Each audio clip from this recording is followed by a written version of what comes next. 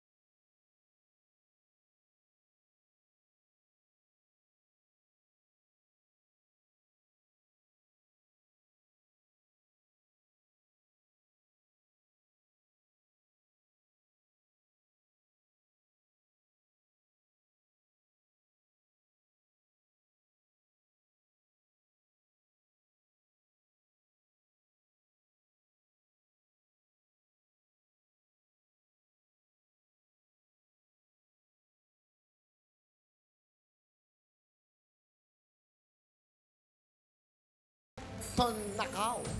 Galing na. Wow. Ha? Di ba? Oo. Wow, ang galing, Will. Talagang smooth, with feelings, yung pagkanta niya. Ilang taon ka na, Iha? 16 po. 16 years old, nag-aaral ka pa. Opo. Sino ba ang paborito mong singer ang gusto mong gayahin? Syempre po, Regine Velasquez po. Oh. Sino nagsabi sa'yo sumali ka sa The Will to Win? Ako po, syempre. Gusto ko po talaga na Sumali ka? Okay. Tapos, pag nanonood ka, yung mga contestants dito, performers, naisip mo ba na sana isang araw nandun na rin ako sa... Opo, kasi syempre po, nakaka-inspire po na mapanood. Lalo na po yung mga katulad ko na bata na sumasali dito nang may lakas ng loob para po ipakita talaga yung talent nila. Good luck sa'yo, Iha. Thank you po. Mag-practice ka pa. Kumanta ka pa ng ibabagay sa boses mo. Baka pumasok ka for today. Multi-finals, pasok ka. Thank you po. Palaban mo natin si Krisha Tanaka.